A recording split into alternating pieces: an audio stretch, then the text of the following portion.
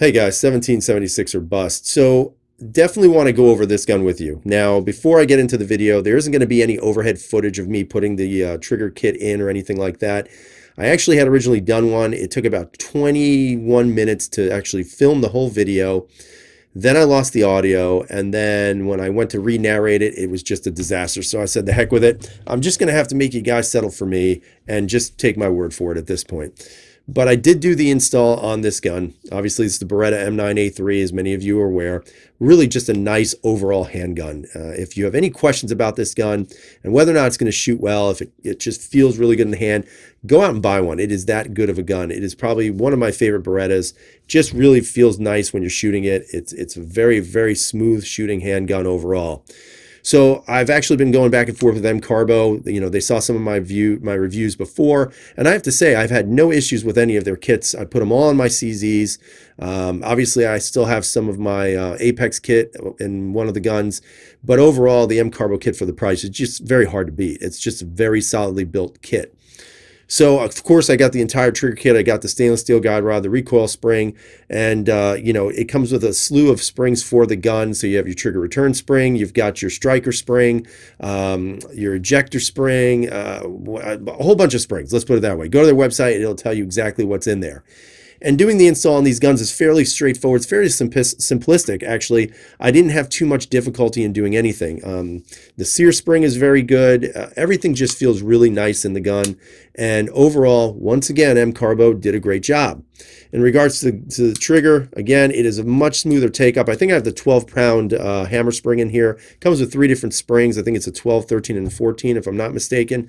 But this one has the lowest powered spring. I have to go and shoot it, obviously, to make sure it is reliable. According to them on their video, they say that they're all reliable no matter what ammo you're going to be shooting. And I'm not going to take their word for it just yet, but I'm definitely going to try it out and make sure that it runs the way it should. Now, when I put the gun together, or before I put the gun together, the trigger pull I was getting on this gun stock out of the box was about 9 pounds. Sometimes it came down to a little bit by 8, a little bit over 8.5 pounds. So I'd give it about 8 3/4 pounds trigger pull on the double action. After installing the kit, and I do everything in half cock, by the way, because that's how I would carry it. I'm going to show you what the double action is ringing up as now. So right now, as you can see, hopefully it's got 6 pounds, 9.3 ounces on that first pull. So I'll do it again so you guys can see what it gets pulled as. So now it's at 5 pounds, 13.8 ounces. So the total is 6 pounds, 3.5 ounces. So technically, I've lost about 2 pounds on this trigger pull just by installing the entire kit. And again, that's on double action. Now, the single action, I was getting about 3.5 to 4 pounds in regards to the single action out of the box, which again is very good single action. I would not complain about that at all. But let's see what this trigger kit did to it. So it's about 3 pounds, 9.1 ounces.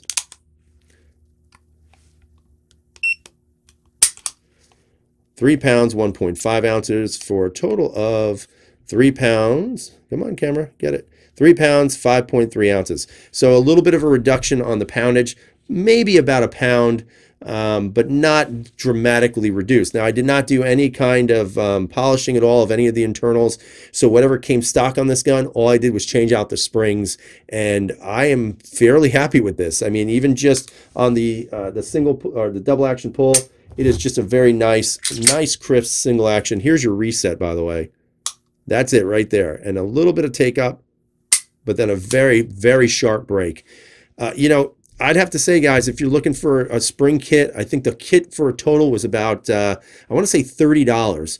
To have such a nice reduction and a smoother take up, even on a gun out of the box, that was well done to begin with, to me is a no-brainer. If you guys really enjoy the M9 series, the M9a3s, the 92 FSs, you can't go wrong with a kit like this. Again, you're not going to break the bank for it. This is not a paid advertisement at all, but I'm only showing you things that I use and that I believe in. And in this case, the M-Carbo kit does it, and it does it well. Again, everything is very smooth functioning. Again, there's your take up on your single action with that nice clean break. The reset revisited. Boom, right there. And that's all your take up. So again, nice job, M-Carbo. Another home run. I can't wait to see what else they're going to be coming out with. I think it's going to be a good year for them.